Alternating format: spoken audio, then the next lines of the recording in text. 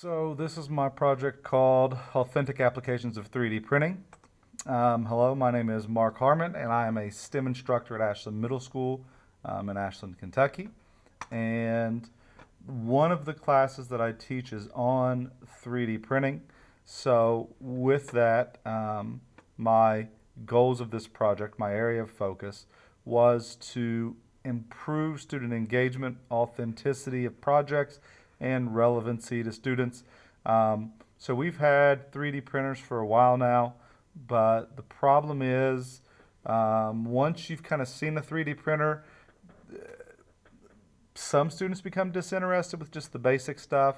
Um, Other students are still fascinated by it, but then you've got to have several printers to be able to keep up with student interest. Um, so we've got the printer side down. Now this year we wanted to focus more on that engagement, to keeping some of those students who've seen the printer and they've kind of moved on to re-engage them and keep them interested in it.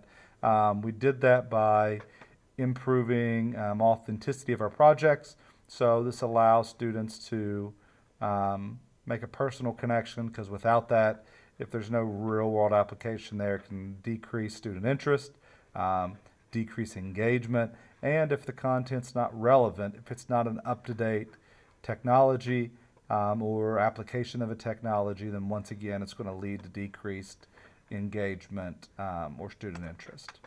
So therefore my research question for this one was, will authentic problem-based learning increase student engagement and improve student achievement?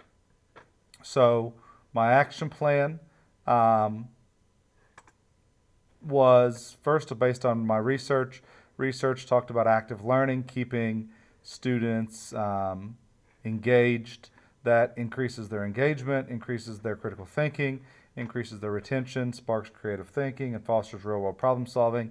These last couple ones are really are important, that we wanted to focus on, get those creative gears turning, so that way students can truly kind of understand what it would be like to be an engineer. And then once again, we wanted to keep it relevant, expose students to potential careers, and then show future contexts and applications of their learning. To do this, to achieve this goal, students engaged with the implementation of their learning. Typically, students learn 3D modeling by following tutorials, completing step-by-step instructions. This year, we allowed students to engage in the authentic application and implementation of their learning by developing real-world solutions. It allowed the learning to be meaningful, relevant, and engaging. Now, when you see some of these in just a moment, it'll be kind of interesting on what they deemed as a problem. So we did have a 3D scanner, so that way we could bring in 3D models. We've had some issues with that over the years. A lot of students have wanted to take something and then modify it, but then to replicate the entire object would be extremely time consuming. Additionally, we have a lot of regular traditional filament. We were able to get some carbon fiber filament, which is much more durable. We actually have a group currently working on our clocks in the hallway. The holders are breaking and you can't replace them. So we have a group working on replicating those, and that'll be printed out of carbon fiber, which will be really useful and something that will have everyday actual applicability to our school. And then toolkits to then adjust and fix prints as needed. So here are some examples. This example here, there were students that talked about their lockers getting jammed continuously. So they developed this item. It's got magnets on this side here that it connects in there, so that the mechanism that gets hung whenever you lift it up, their binder gets hooked on it. So this shields that mechanism from being able to be hooked. They put that in there to kind of, like I said, keep that from getting hooked. Up here, this one, she had talked about her mother was pregnant and had trouble getting her shoes on, so she wanted to develop something to help her slide it in. I didn't want to break her heart and tell her these already existed. This is her design. She was very engaged and excited. Down here, we had a group that worked on developing an in-home assistant for individuals with Alzheimer's. They actually ended up doing some modifications to this design and reprinted it in gray, but here is their orange design. This one is actually one of my favorite ones. This one is a ice cream holder. So the cone goes inside, and then as you eat the ice cream, if it melts, it keeps the ice cream from getting on your hand. Once again, this is probably something that does already exist as well, but I liked the ingenuity there. And then the last one here, I'm just going to let them explain that one themselves. This is the Pringles can. The Pringles can problem is that you cannot fit your hand into the bottom of the Pringles can to get the last bit of Pringles out of the can. So we made this attachment that goes in the bottom of your can, and it moves your Pringles up so that you can reach them. And we made this base to create airtight seal so that the chips do not go bad.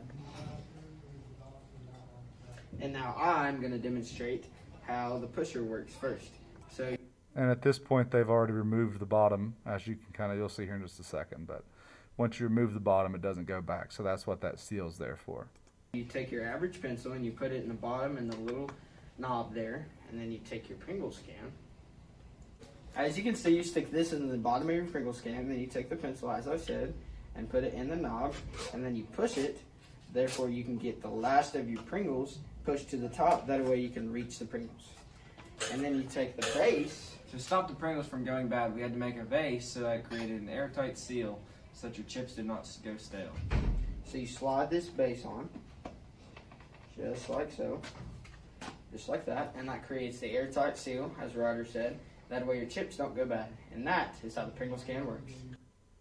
Which that same group spent probably a week and a half disassembling deodorant containers, attempting to build their own like screw mechanism to push that up on its own, and then eventually settled on the push pop style because we talk about if the solution isn't working, then find some way to make it work, and that's the way they found to make it work.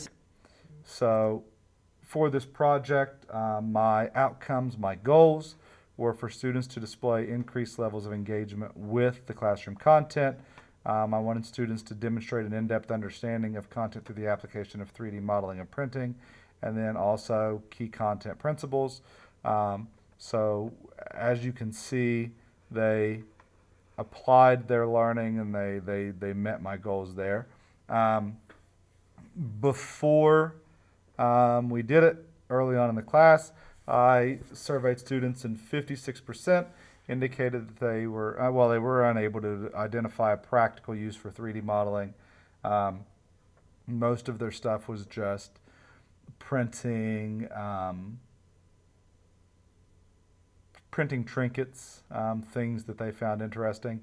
But then by the end of it, all the students were able to actually identify and demonstrate a practical use of 3D modeling.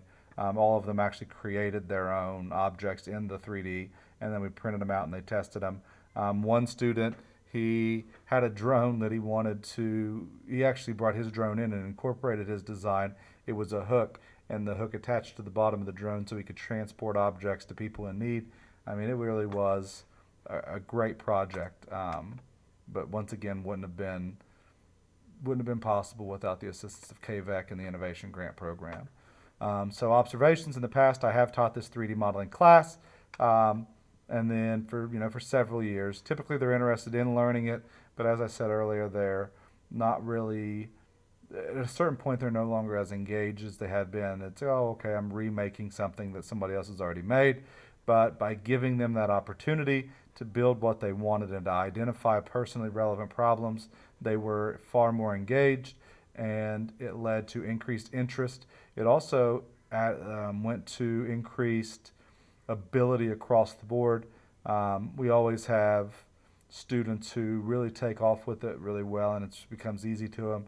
But there were a lot more of those students this time.